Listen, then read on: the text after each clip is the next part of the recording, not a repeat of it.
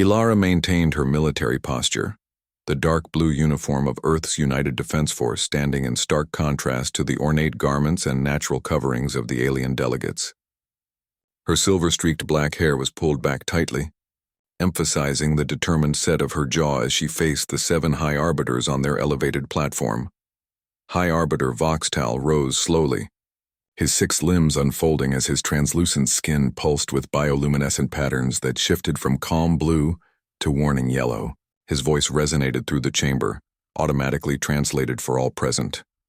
"The humans have violated Directive 47, he announced, mandibles clicking between words. "They have expanded beyond their permitted boundaries. The penalty is immediate quarantine and possible regression protocol." Murmurs swept through the assembly at the mention of regression, the forcible reduction of a species' technological capabilities. Ilara didn't flinch. She had expected this. "With respect, Arbiter," she replied, her voice steady and clear. "We were never given boundaries. Humanity was never officially contacted. You made decisions about our fate without our knowledge or consent." The chamber erupted in outrage. A delegate from the methane-breathing Colvorian collective sprayed warning pheromones. The crystalline tracks representatives vibrated in frequencies that expressed alarm. Voxtal's skin flashed crimson as he raised forearms for silence. "You were deemed too aggressive, too unpredictable," he stated flatly. "The Council voted unanimously 400 years ago. Your species has demonstrated continuous warfare, environmental destruction, and genetic experimentation. The decision was clear." Ilara nodded slowly as if considering this information for the first time. Then she reached into her pocket and retrieved a small device no larger than her palm. "And yet," she said, activating the device with a touch, "we found you anyway." A holographic display burst into existence above her, showing Earth's solar system in perfect detail. Then the image expanded, revealing a network of stealth satellites bearing Earth insignia, positioned throughout Council space near major trading hubs, military installations, and even some homeworlds. The chamber exploded into chaos. Voxtal stood rigid, his skin cycling through colors so rapidly that the translation systems couldn't keep pace with his emotional state. "For centuries, you've studied us," Ilara continued, her voice cutting through the pandemonium. "You've watched our wars, our struggles, our triumphs. You judged us unworthy of joining your galactic community." She stepped forward, expanding the hologram to show the locations of Council observation posts that had monitored Earth for centuries. Information the Council believed humans couldn't possibly possess. "But while you observed us openly, we've been watching you secretly," she said. Voxtal regained his composure, mandibles clicking in agitation. "Impossible. Human technology cannot achieve such range or stealth capability." "Cannot what exactly?" Ilara asked, her tone almost conversational despite the tension. "Cannot achieve faster-than-light travel beyond your understanding? Cannot develop cloaking technology superior to yours? Cannot hack into your surveillance systems?" She took another step forward. "You underestimated us, Arbiter. Humanity has been ready for contact for decades. We simply chose to wait until we understood the playing field." The projection changed again, revealing detailed schematics of the Council's defense systems, communication networks, and trade routes. Information that should have been impossible for humans to access. 2 security officers, massive reptilian draconids, moved toward Ilara at a signal from Voxtal, but she didn't acknowledge them. "This is why we're here today," she said, her voice echoing through the stunned silence. "Not to ask permission to join your council, but to deliver a message. We're coming. And we expect to be treated as equals, not specimens." Voxtal's compound eyes narrowed as the guards positioned themselves on either side of Ilara. "You threaten the council? One human against the combined might of 3,000 civilizations?" Ilara smiled, glancing at her wrist device as it began to pulse with light. "Who said I came alone?" Outside, visible through the chamber's transparent ceiling, thousands of stealth ships shimmered into existence, surrounding the council station. "These vessels have been in position for weeks," Ilara said calmly. "You never detected them. Just as you never detected our agents throughout council space, our mining operations in neighboring systems, or our diplomatic missions to species you've marginalized." The 7 High Arbiters conferred urgently in private frequencies, their agitation evident in their movements. Finally, Voxtal addressed the chamber again. "Admiral Reed will be detained while the Council discusses this Development. He gestured to the guards. Take her to the diplomatic quarters under guard. As the Draconids moved to escort her, Ilara held up a hand. One more thing, Arbiter. We've studied your history. We know that humanity isn't the first species you've quarantined out of fear, but we may be the first to break that quarantine on our own terms. She deactivated her holographic display and offered her wrists to the guards. I'll go voluntarily, but know this. Those ships will remain in position until I give the order to stand down. And if I don't check in every 6 hours, they have their instructions. As she was led away, the chamber descended into frantic debate. 2 days later, Ilara sat in her luxurious detention suite, reviewing reports on her secure tablet. The rooms were comfortable but clearly designed for surveillance. She ignored the obvious monitoring devices and focused on her work. The door slid open without announcement and a tall figure entered. Unlike most council representatives, this one looked almost human, save for the silver sheen of his skin and the lack of external ears. Lorix, senior ambassador of the Eldari Concordance and secret member of the council's inner circle. Admiral Reed, he said, his voice melodic. I've been asked to speak with you informally. Ilara gestured to a chair. I expected someone sooner. Lorix sat with fluid grace. Your demonstration has caused quite the uproar. Several defense chiefs have resigned. Our security experts are still trying to understand how you breached our networks. And will you share what they discover with the full council? Ilara asked. Or just with the inner circle? Lorix's silver features registered surprise before smoothing again. You know about that too. We've had decades to study your political structure, she replied. The public council of 3,000 species makes for good theater. But the 12 most advanced civilizations make the real decisions. The Eldari among them. Then you understand we cannot simply allow Earth to join the council after such a demonstration, Lorix said. It would encourage others to use similar tactics. Ilara set down her tablet. We're not asking to join your existing power structure, Ambassador. We're asking you to acknowledge that it needs to change. Change? Lorix sounded genuinely confused. The council has maintained peace among thousands of species for millennia. Peace through control, Ilara countered. Through quarantine of species you deem threatening. Through technological suppression of those who develop too quickly. We've seen the records, Ambassador. 47 species before us were deemed too aggressive or too unpredictable, and relegated to isolation or regression. Lorix stood abruptly. The alternatives were worse. Before the council, interstellar wars devastated entire sectors. Predatory species enslaved others. We created stability. At what cost? Ilara asked quietly. How many innovations were lost? How many peaceful species suffered because you feared their potential? Your ships remain in position, Lorix said, changing tactics. Is Earth truly prepared for conflict with the entire council? Ilara smiled. We're prepared for anything, Ambassador. But we prefer cooperation to conflict. That's the core message humanity brings. There's another way forward. The council reconvenes tomorrow, Lorix said after a pause. You will be summoned to hear their decision. After he left, Ilara activated her secure channel to Earth. The face of Dr. Marcus Thorne appeared, his expression tense. The demonstration worked, she reported. They're scared, but they're talking. Good, Marcus replied, the Antarctic research facility visible behind him. Because we just detected unusual activity at the edge of our sensor network. Something's coming, Ilara. Something not in any council registry. The Watchers, Ilara whispered. Maybe, Marcus agreed. If the legends are true, keep monitoring, she ordered. If they're real, the council will need us as much as we need them. As the transmission ended, Ilara looked out her window at the vast council station, knowing that humanity's greatest test wasn't convincing these aliens to accept them, but preparing them all for what might lie beyond the boundaries of charted space. The massive central chamber buzzed with activity as analysts monitored incoming data from human operatives spread throughout council space. Holographic displays showed status reports from stealth vessels, infiltration teams, and surveillance systems placed in key locations across 17 sectors. Status report on Admiral Reed? Marcus asked, not turning from the window. Director Lydia Ortega approached, her dark uniform bearing the subtle insignia of Earth intelligence. Still under house arrest in the diplomatic wing. Council security is monitoring her, but our countermeasures are holding. They can't access her secure channels. And our ships? maintaining position around the council station. No aggressive moves from either side. Marcus nodded, finally turning to face the command center. At 62, his face showed the strain of decades spent building humanity's shadow presence among the stars.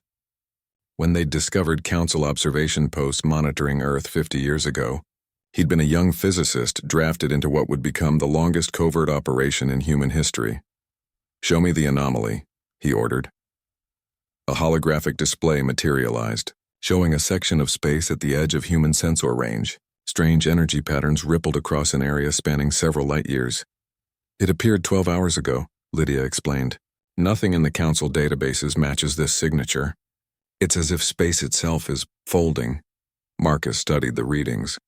"The Watchers, you believe the legends?" Lydia asked skeptically.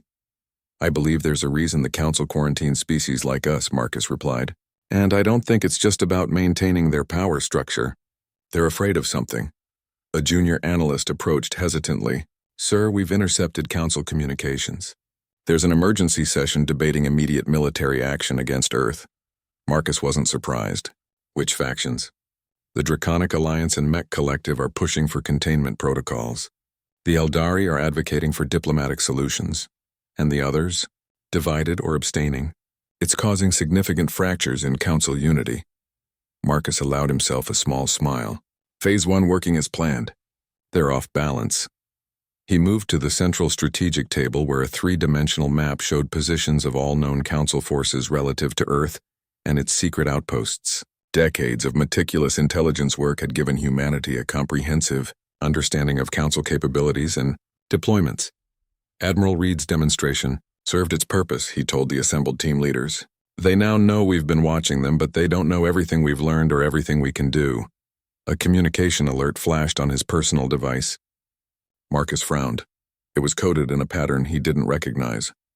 "Privacy shield," he ordered, and a sound-dampening field enveloped him as he accepted the transmission. A figure appeared in his private display, clearly non-human with 4 eyes set in a narrow face covered in fine scales. The translator processed its speech with a slight delay. "Dr. Thorne, I am Trell, representative of the Novan Collective." Marcus controlled his surprise. The Novans were a minor species within the council, known for their technological aptitude but limited political influence. "How did you access this channel?" Marcus demanded. "We've been watching you watching them," Trell replied. "My species has long recognized the flaws in council governance. We've been waiting for a force capable of challenging the status quo." "And you think that's us?" "We know it is. You've achieved in decades what others couldn't in centuries. We want to help." Marcus remained skeptical. "Why?" "The council suppressed our development 200 years ago when we discovered quantum communication principles they deemed destabilizing. We were forced to accept technological regression or face extinction. We chose survival, but we never stopped working in secret. What are you offering?" "Access to council systems even your operatives haven't breached. Defense grid schematics, communication back channels, and information about what the council fears most." "The Watchers," Marcus said. Trell's 4 eyes blinked simultaneously. "You know of them?" "We found references in the oldest council archives we accessed. Ancient records of something that predates the council itself. They're real, Dr. Thorne, and they're returning. The energy anomaly your sensors detected is just the beginning." Before Marcus could respond, alarms blared throughout the command center. The privacy shield automatically deactivated as Lydia rushed toward him. "Council forces have found our Europa outpost. They're attacking!" Marcus ended the transmission with Trell. "How?" "That facility is shielded against all known council detection methods.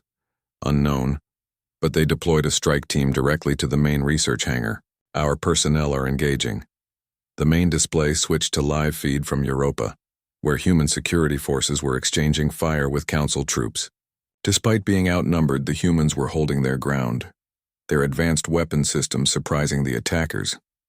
"They expected an easy target," Marcus observed. "They didn't know we've improved on technology we reverse-engineered from their own designs." The battle continued for 20 tense minutes. Council forces eventually retreated, leaving behind damaged vessels and equipment that would provide valuable intelligence. More importantly, they'd captured 3 alien ships mostly intact. "Casualties?" Marcus asked grimly. 7 confirmed, 14 injured. "But we repelled them, sir," Marcus nodded somberly.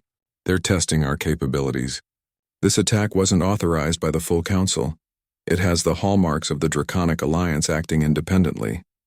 He turned to his senior staff. We need to accelerate our timetable. The council is fracturing along predictable lines, but this attack changes things. Some factions will push for full-scale military response, while others will be horrified by this unauthorized aggression. What about Admiral Reed? Someone asked. She's exactly where she needs to be, Marcus replied. At the center of the storm. When the council reconvenes, she'll have new leverage. He made a decision. Activate Protocol Prometheus. The command center fell silent. Protocol Prometheus was their most ambitious contingency plan, developed for circumstances exactly like these. Are you sure? Lydia asked quietly. Once initiated, I know the consequences, Marcus cut her off. But we need to move before the council unifies against us, and we need allies for what's coming. As the command went out to human operatives throughout council space, Marcus returned to the observation window, watching the Antarctic storm rage outside. 50 years of preparation had led to this moment. Humanity was about to reveal its true hand, not just its military capabilities, but its understanding of the greater galactic game. 16 hours later, reports began flooding in from across council space. In accordance with Protocol Prometheus, human agents embedded in hundreds of locations had simultaneously activated, revealing themselves to selected potential allies among oppressed or marginalized species.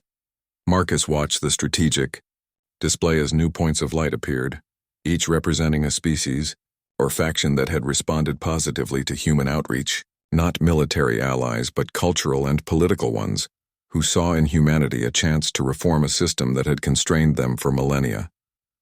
The Novans have committed fully, Lydia reported, along with the Telluric Union, the Free Systems Coalition, and 14 other mid-tier groups. Even some members of major council species are breaking ranks to support us. And the council response? Chaos. They're calling an emergency session, but the pre-voting indicates deep divisions. Some are calling for Admiral Reed's immediate release and diplomatic recognition of Earth. Others want a full military blockade. Marcus nodded. And our mystery contact? The energy anomaly? Growing. And based on the data trail provided, it matches ancient records of Watcher emergence patterns. A secure communication from Admiral Reed came through. Marcus accepted immediately. They're bringing me before the full council in 6 hours, she reported, her expression tense but controlled. The attack on Europa has thrown them into disarray. Some factions are disavowing any knowledge of the operation.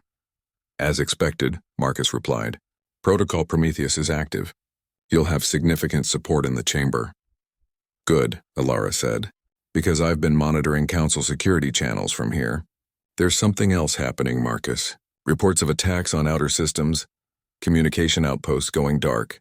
The council is trying to suppress the information, but they're scared. We've detected similar anomalies, Marcus confirmed. I believe it's connected to the legends we found in their archives. The Watchers may be real, Admiral. Alara's expression hardened. Then we need the council united, not fractured. Humanity didn't come all this way just to watch galactic civilization tear itself apart before an external threat. What are you suggesting? A change of strategy. Instead of leveraging their divisions, I'll offer them unity, but on our terms. Humanity joins as equals, with full access to council knowledge and technology. In return, we help them prepare for what's coming. Marcus considered the proposal. It was a significant deviation from their original plan, but the circumstances had changed. Do it, he finally said, but maintain our position of strength. We can't appear desperate or they'll revert to their old patty. Ilara stood calmly as they took their places. Unlike the theatrical full council sessions, there were no elevated platforms, no grandiose introductions. Just 12 beings whose civilizations had shaped interstellar politics for millennia. Ambassador Lorix of the Eldari sat directly across from her, his silver skin reflecting the soft illumination. Beside him sat High Arbiter Voxtel, representing the Zalaxian Conquered. The others included representatives from species Ilara recognized from intelligence briefings. The silicon-based Tholians, the collective consciousness of the Myriad, the gaseous Erini, and 7 others whose biological nature varied from vaguely humanoid to utterly alien. Admiral Reed, Lorix began without preamble, Recent events have forced an unprecedented meeting of this chamber. The attack on your outpost was not sanctioned by the full council. That much is clear, Alara replied evenly, just as it's clear that certain factions among you are unwilling to accept humanity as equals. A representative of the Draconic Alliance, a towering reptilian named Krex, leaned forward. Your species violated quarantine protocols established for your own protection. You deployed stealth technology throughout council space. You threatened this station with military force. After centuries of being watched, studied, and judged without our knowledge or consent, Alara countered. Your council made decisions about Earth's fate based on observations of our conflicts and struggles, without ever considering the context or witnessing our capacity for cooperation and growth. The protocols exist for a reason, insisted the Tholian representative, whose crystalline form sparkled as it spoke. Young species often destroy themselves or others when given access to advanced technology too quickly. Alara activated the data package Dr. Thorne had sent, projecting images of the energy anomalies at the edge of known space. Is that why reports of these disturbances are being suppressed? She asked. Because you're protecting younger species? Or because you're afraid? The chamber fell silent. Several representatives exchanged glances. How did you access those readings? Foxtal demanded. The same way we've accessed much of your classified information, Alara said, through careful observation, technological innovation, and the help of those within your systems who believe the council needs reform. She expanded the display to show a historical record, ancient council documentation, of similar anomalies from thousands of years earlier. The Watchers, she continued. That's what your oldest records call them. A force that predates the council itself, something that caused enough fear that your ancestors created this entire governing structure, partly as a defense against their return. Lorix's silver features hardened. These matters are beyond your understanding, Admiral. Are they? Alara challenged. Or are you simply unwilling to admit that your perfect system has been preparing for the wrong threat? You've spent millennia containing species like mine, those with rapid innovation, adaptability, and yes, sometimes aggression, when those very qualities might be needed against whatever is approaching your borders. A new voice joined the conversation, the representative of the myriad, whose form appeared as a swirling collection of tiny lights that coalesced into a roughly humanoid shape. The human speaks wisdom that some here are reluctant to acknowledge, it said, its voice coming from everywhere and nowhere at once. Our collective has sensed the disturbances. The patterns match our oldest memories. Krex slammed a clawed hand on the table. This changes nothing. The humans breached our security. They must be contained before they destabilize the entire galactic order. The order is already destabilizing, Alara said quietly. Protocol Prometheus has been activated. The effect of her words was immediate. Several representatives stood in alarm. Lorix's expression showed genuine shock for the first time. Impossible, he whispered. Your species couldn't possibly have the reach. In the last 24 hours, Alara continued, human representatives have revealed themselves to select governments, organizations, and individuals throughout council space, not as invaders or conquerors, but as allies offering a different vision of galactic cooperation. She activated another display, showing reports flooding in from dozens of sectors, systems and species declaring support for Earth's bid for recognition and council, reform. We've spent decades building relationships with those the council has marginalized, she explained. Species whose technological development was stunted. Civilizations forced into unfavorable trade agreements. Worlds whose resources were exploited. They're ready for change. This is rebellion, Voxtal stated flatly. This is evolution, Alara corrected. And it comes just in time. Because whatever these anomalies represent, they're growing. Your own scientists predict contact within weeks.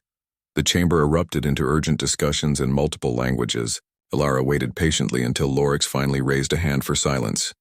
What exactly are you proposing, Admiral? He asked. A new compact, she replied immediately. Earth receives full council membership with equal access to technological and historical archives. The quarantine system is reformed, with each species given the opportunity to join galactic society through careful integration rather than isolation. And together we prepare for whatever is coming. And if we refuse, Krex demanded, then humanity stands alone. Alara said simply, we withdraw our ships from council space, fortify our system, and prepare as best we can. And you lose the opportunity to benefit from our perspective. The fresh eyes that might see solutions, where ancient habits perceive only threats. The representatives conferred privately for several minutes, their discussion inaudible to Alara. Finally, Lorix addressed her again. The full council will vote tomorrow. Until then, you are free to move about the diplomatic section of this station. A gesture of good faith. Ilara nodded her acknowledgement and was escorted from the chamber. Once alone in a secure corridor, she activated her communication device. Dr. Thorne, the inner circle is divided, but they're taking our proposal to the full council. How is Protocol Prometheus progressing? Marcus's voice came through clearly. Better than projected. 37 species have publicly aligned with our position. The Council's information control systems are failing as news spreads of both our diplomatic initiative and the growing anomalies. And our defenses? Fleet deployment at 82%. The Europa base is already rebuilt with enhanced shields. We've integrated the captured Council technology with our systems. Ilara lowered her voice further. And our contact with the Novans? Trell has provided invaluable intelligence. The Novans have technical capabilities that even the inner circle doesn't know about. They've been developing in secret for centuries. They believe the Watchers are an ancient species that seeded much of this galaxy before retreating to intergalactic space. If they're returning, we need to be ready, Alara finished. Keep our forces on alert. Whatever the Council decides tomorrow, I suspect events will overtake politics very soon.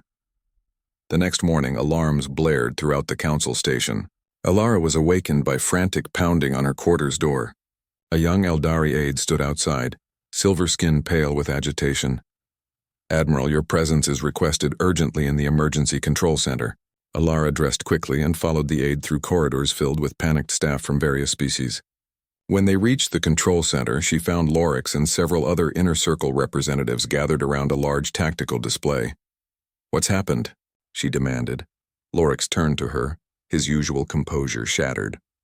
3 outposts in the Vega sector went dark simultaneously, then 2 more in Orion, then our forward base in the Perseus arm. Whatever was causing the anomalies has arrived. The display showed distress signals from multiple systems. Council defense forces were already mobilizing. But the pattern of attack suggested a coordinated assault on a scale not seen in recorded galactic history. We need your ships, Voxtal said bluntly. The human vessels near this station, they have stealth capabilities our forces lack. Ilara studied the tactical situation. This isn't a small incursion. These are coordinated strikes across a front spanning hundreds of light years. My ships can help, but we need a unified command structure and full information sharing. You'll have it, Lorix promised without hesitation. The full council has already voted by emergency protocol. Earth is recognized as a full member, effective immediately. Ilara allowed herself a moment of satisfaction before focusing on the crisis. Then let's get to work. I need direct communication with my fleet commanders and access to all council defense protocols. As the council representatives scrambled to comply, Ilara activated her secure channel to Earth. Marcus, it's happening. The Watchers have made contact and it's hostile. The council has granted us full membership under emergency protocols. I know, he replied grimly. We're tracking the attacks. But Ilara, there's something else. Trell just sent us a decoded transmission intercepted from the attacking forces. It's not a declaration of war. It's a harvest order. A what? The Watchers, they're calling themselves the Harvesters in this transmission. They don't want territory. They're collecting biological and technological samples from advanced worlds. They've done this before. The Harvester vessels have surrounded the Centauri cluster, Drax reported, his scaled face illuminated by the tactical display. 3 billion sentients on those worlds. Council evacuation ships are attempting to reach the major population centers, but they're being intercepted. Ilara studied the holographic battlefield. 4 days into the crisis, the pattern had become clear. The Harvesters, the beings once mythologized as the Watchers, moved methodically from system to system, deploying specialized vessels that extracted samples of technology, culture, and biology before moving on. Some planets were left relatively intact, others were devastated. No response to our communication attempts, she asked. None, confirmed Lorix, who had joined them from the inner circle. His silver skin had dulled with exhaustion. They appear to view us as specimens, not equals worthy of dialogue. Alara turned to the communications officer.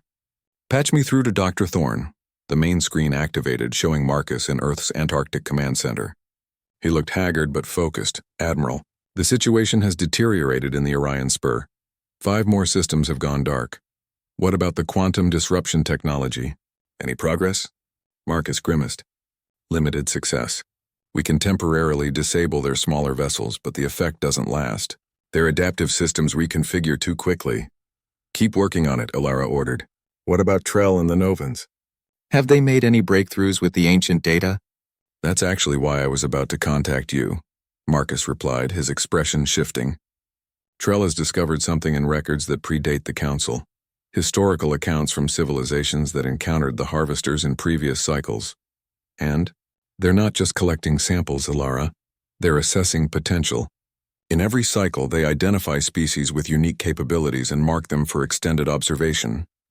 Alara frowned. Like Earth, exactly. The Council's quarantine protocol for aggressive species. It matches perfectly with historical records of planets the Harvesters flagged for monitoring. The Council wasn't isolating dangerous species. They were following patterns established by the Harvesters thousands of years ago. The revelation sent a chill through the command center. Lorik stepped forward, his composure cracking. That's impossible. The quarantine protocols are ancient, yes, but they were established to protect galactic stability. Were they? Alara challenged. Or was the Council unknowingly serving as custodians, maintaining specimens the Harvesters found interesting until they returned to check on their development? The theory explained too much to be dismissed. The selective nature of the quarantines, the specific criteria used to identify species for isolation, even the Council's structure itself, a system designed not just for governance but for careful categorization of civilizations. If this is true, Drax rumbled, then the Council has been nothing but caretakers in a galactic zoo. Not nothing, Alara corrected. You maintained peace among thousands of species for millennia. But yes, the original purpose may have been co-opted without your ancestors realizing it. A tactical alert interrupted the grim conversation. A massive harvester vessel had appeared near the Council's central worlds. All ships, battle stations, Alara commanded. Prepare the quantum disruptors. Even temporary effectiveness might give us an advantage. As the combined fleet of Council and Earth vessels moved to intercept the harvester ship, Alara continued her conversation with Marcus. Did Trell find anything about harvester weaknesses in those ancient records? Not exactly weaknesses, Marcus replied. But there's something interesting. The Harvesters apparently value novelty above all else. In previous cycles, they sometimes spared civilizations that demonstrated unexpected adaptations or unique problem-solving approaches. Alara considered this. So they're not just collectors, they're researchers. They want to see how different intelligent species develop and solve problems. That's our working theory, and it gives us a potential angle. If we can demonstrate that cooperation between Council, species and Earth creates something truly unique, something they haven't cataloged before, we might be able to engage them diplomatically. Worth trying, Alara agreed, because right now our military options are limited at best. The tactical display flashed red as the harvester vessel launched smaller craft toward the Council fleet. The battle was about to begin. I have to go, Marcus. Continue working with Trell. Find me something we can use. As the transmission ended, Alara turned to Drax and Lorik. Time to see if our combined technologies can make a difference. The battle was brief and devastating. Despite the combined firepower of 30 Council ships and 15 Earth vessels, the harvester craft simply absorbed or deflected most attacks. The quantum disruptors worked momentarily, creating windows of vulnerability that allowed for some successful strikes. But the larger harvester vessel remained mostly undamaged. In the aftermath, Alara stood in the ship's medical bay, watching as physicians from 4 species treated the wounded. The Eternal Vigilance had survived, but 8 Council ships and 3 Earth vessels had been destroyed or disabled. They were testing us, Drax said, joining her with a bandage covering one side of his reptilian face. They could have destroyed the entire fleet if they wished. I agree, Alara replied. They wanted to assess our capabilities, our tactics. The question is, did we show them anything that interests them? A communication officer hurried into the medical bay. Admiral, we're receiving a transmission from the harvester vessel. Ilara's heart raced as she followed the officer back to the command center. On the main screen, a strange image flickered, a being unlike any in council records. It appeared to be composed of shifting layers of translucent tissue, with multiple sensory organs arranged in patterns that defied conventional biology. When it spoke, the translation systems struggled to interpret its complex language, rendering the message in fragmented phrases. Interesting.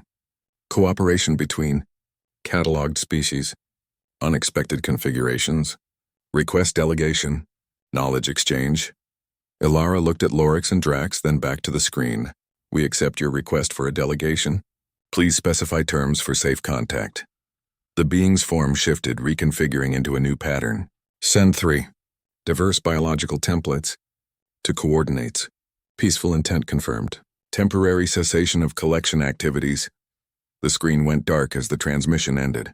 The command center erupted in urgent discussions. It's a trap, Drax insisted. They want specimens, nothing more. Perhaps, Lorix countered. Or perhaps we've genuinely intrigued them with our united defense. Ilara studied the coordinates the harvester had provided. They indicated a position in neutral space, away from major population centers. I'm going, she announced, silencing the room, along with 2 council representatives of different biological types. This may be our only chance to establish communication. Admiral, the risk, Drax began, is necessary, Ilara finished firmly. We can't win this militarily. If there's even a small chance of diplomatic resolution, we must take it. She activated a channel to Earth. Marcus, we've been contacted by the harvesters. They're requesting a delegation. I'm going. Marcus's expression showed alarm. Ilara, our analysis of their behavior patterns suggests this could be an elaborate sampling procedure. They may simply want to study leadership specimens up close. That's a risk I'm willing to take, she replied. But I need everything you and Trell have discovered about their previous interactions with other species. Any historical accounts of successful negotiations, any cultural or communication patterns we might exploit. As the command center prepared for the unprecedented diplomatic mission, Ilara took Lorix aside. I need representatives who think differently from each other and from me, she explained. The harvesters value novelty and unique perspectives. Let's show them the diversity of thought that cooperation creates. After careful consideration, they selected Ambassador Trell of the Novans, whose technical expertise and evolutionary background differed significantly from humans, and a representative of the myriad collective consciousness, whose hive mind perspective offered yet another distinct cognitive approach. The trio departed 6 hours later aboard a small, unarmed diplomatic vessel. As they approached the coordinates, a massive harvester ship came into view, a structure that seemed to defy conventional design, with sections that appeared to phase in and out of normal space-time. Remember, Ilara told her companions, we're not just representing our individual species. We're demonstrating what cooperation between different forms of intelligence can achieve. That's our best chance of being seen as more than specimens. The shuttle docked with the alien vessel, connecting to an airlock that had reconfigured itself to accommodate their biology. As the door opened, they faced a chamber unlike anything in council records, a space where solid matter blended with energy fields and unknown technologies, pulsed with rhythms that seemed almost biological. 3 harvester beings awaited them, each with a different configuration of the same translucent, shifting. Admiral Ilara Reed stood at the newly designed speakers platform, addressing the assembled delegates. Behind her, the transparent ceiling revealed not just the stars, but also the shadowy form of a harvester vessel maintaining position at a respectful distance, a constant reminder of the new reality the galaxy faced. The transition has not been without challenges, she acknowledged, her voice carrying throughout the chamber. 27 worlds suffered significant damage before our agreement with the harvesters took effect. Rebuilding efforts are underway, coordinated through the new Joint Species Recovery Initiative. She gestured to a holographic display showing reconstruction projects across affected systems. Human engineers worked alongside council specialists, applying combined technologies and methodologies that had proven more effective than either could achieve independently. More importantly, the harvester collection protocol has been transformed, she continued. Instead of forcible extraction of biological and technological samples, we've established automated data transmission systems on all member worlds. The harvesters receive regular updates on our scientific advances, cultural developments, and biological adaptations without destructive intervention. Murmurs swept through the assembly, some approving, others skeptical. Not all species had embraced the new arrangement with equal enthusiasm. Some viewed it as capitulation, others as a brilliant diplomatic solution to an overwhelming threat. High Arbiter Voxtal rose from his seat, his translucent skin pulsing with a complex pattern that the translation systems identified as cautious optimism with underlying concern. "Admiral Reed," he began, "while we acknowledge Earth's crucial role in establishing communication with the harvesters, questions remain about long-term implications. Are we not simply trading one form of control for another? First the Council's quarantine systems, now the harvesters' observation protocols?" Alara nodded, appreciating the direct question. "The difference, Arbiter, is knowledge and consent. Under the old system, species like Earth were isolated without their knowledge or input. Under our agreement with the harvesters, all member species understand the arrangement and participate willingly in determining what information is shared." She paused, looking around the chamber. "More importantly, we're learning from them as well. The data exchange flows both ways. The harvesters have begun sharing limited information about other galaxies they've studied, other forms of intelligence they've encountered. This knowledge alone has already advanced our collective scientific understanding by centuries." Commander Drax, now serving as the Draconic Alliance's primary representative, spoke next. "And what guarantee do we have that they won't simply revert to their previous collection methods in the future? Their vessel remains in our space watching." "No absolute guarantee," Alara admitted, "but the agreement includes ongoing diplomatic contact through the Joint Harvester Communication Team. And our defensive capabilities continue to improve through cooperation. The quantum disruption technology that temporarily disabled their smaller craft has been refined through collaboration between human, Novan, and Tholian scientists." The mention of collaboration brought Alara to her main point, which leads us to the proposal before this assembly. Today, the reorganization of the council structure to emphasize cooperative development rather than hierarchical oversight. The holographic display shifted to show the proposed new governance model, a system that maintained the full assembly for major decisions but replaced the secret inner circle with transparent specialized councils focusing on different aspects of interstellar cooperation, technological exchange, cultural preservation, defense coordination, and diplomatic outreach. For millennia, the council operated on principles of control and segregation, unwittingly mirroring the harvester's approach to galactic life, Alara explained. Species deemed too aggressive or too unpredictable were quarantined, their development stunted or channeled along approved paths. Ambassador Lorik shifted uncomfortably in his seat, the silver of his skin dimming slightly. This approach created stability, Alara acknowledged, but at the cost of innovation and true cooperation. It preserved a certain kind of order while preventing the emergence of new solutions that might have better prepared us all for threats like the harvesters. She activated the final display, a simulation showing accelerated development curves when diverse species collaborated freely versus when they were kept separate or stratified in rigid hierarchies. The evidence is clear. When different evolutionary paths, different cognitive approaches, and different technological traditions work together, the results exceed what any single approach could achieve. The harvesters recognized this almost immediately in our first contact. The cooperation between Earth and Council species created something novel in their experience, something they found valuable enough to alter collection methods they've used for countless cycles. The chamber fell silent as delegates considered the implications. The proposed restructuring would fundamentally alter power dynamics that had remained stable for thousands of years. Former dominant species would need to adapt to a more egalitarian system. Formerly marginalized civilizations would gain greater influence. Trell of the Novans spoke next, the 4 eyes on his scaled face blinking in sequence.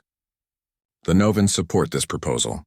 We have experienced both sides of the Council's old approach, first as a marginalized species forced into technological regression, then as valued partners in developing solutions to the harvester crisis.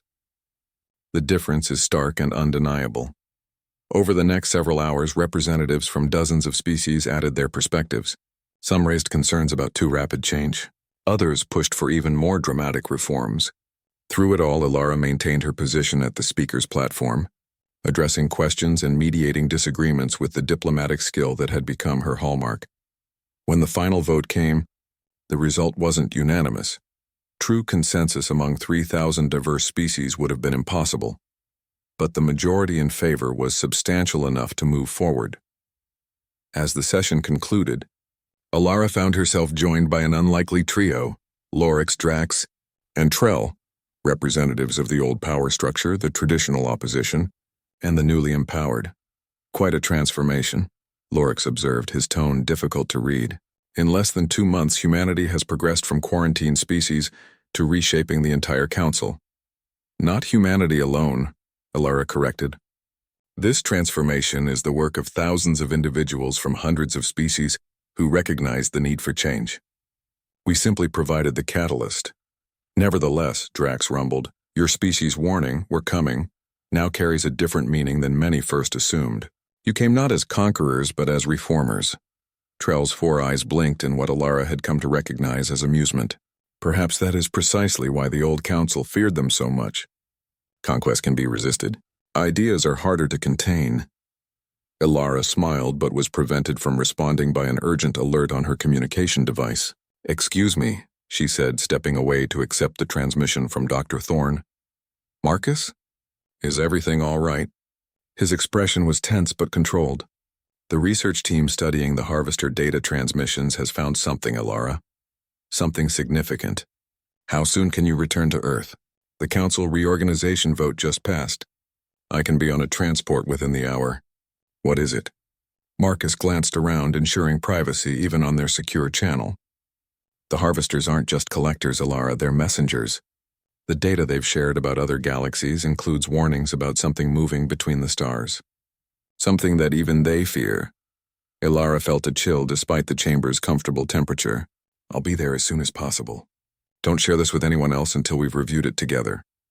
As she ended the transmission, she rejoined Lorix, Drax, and Trell, maintaining a composed expression. Duty calls? Lorix inquired. Always, she replied with a practiced smile. The privilege of being part of this new beginning. 2 days later, Ilara stood in the Antarctic Command Center, reviewing the translated Harvester data with Marcus and a small team of specialists. They call it the Void Current, Marcus explained, displaying visualizations of massive energy patterns moving between galaxies.